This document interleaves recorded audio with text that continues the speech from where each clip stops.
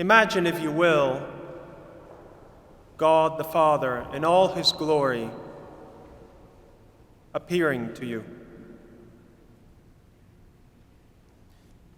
And he is going to grant one question. That question must be about yourself. What would you ask? When faced with such a task, I'm sure the questions will be as varied as there are people in this cathedral. But in a way, most of them will have to do with our journey in life. And really could be summarized how God helps us to attain our goals and our dreams. Jesus Christ went into the desert for prayer, for penance, and temptation was at his side. The wisdom of the Church gives us the season of Lent to parallel that, so we too can enter into ourselves, step out of our regular day-to-day,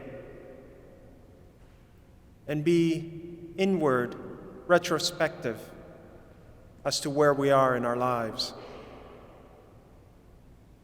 You see, temptation is all around us, but even more so when we are entering a time of penance. The devil hates penance. The devil hates sacrifice. And we usually love comfort.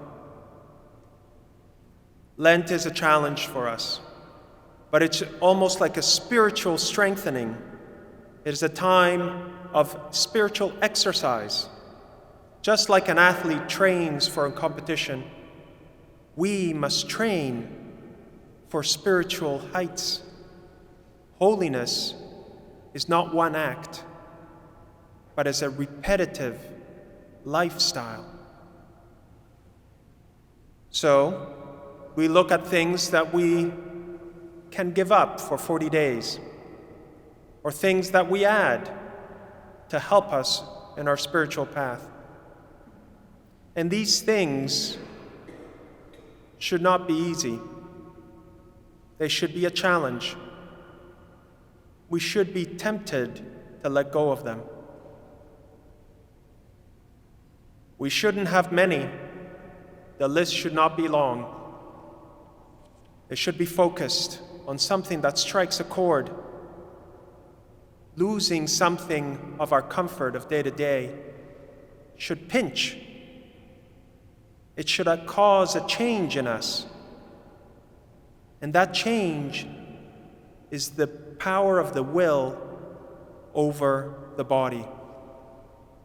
Fasting, prayer, almsgiving, the three major acts of Lent that will lead us to spiritual holiness. It should change our minds on how do we live our day-to-day life. The things of this world are not ends in themselves. They are tools. And that's where the change may happen. When we come out of the desert just like Christ, it is to proclaim his kingdom, to make it happen here on earth. It turns lives upside down. No longer are we trying to pray to achieve our goals and our dreams. We are using our goals and our dreams to achieve his end, not ours. And then we will be answering the call that all of us are called to, a life of holiness universal holiness is not just for priests and religious, it's for all of us. The time of questions is not during Lent. Lent is a time of action. So let us double our efforts. Let us remember that God is not here to solve our problems and achieve our goals and our ends. We are here to bring around his kingdom here on earth. The time is now.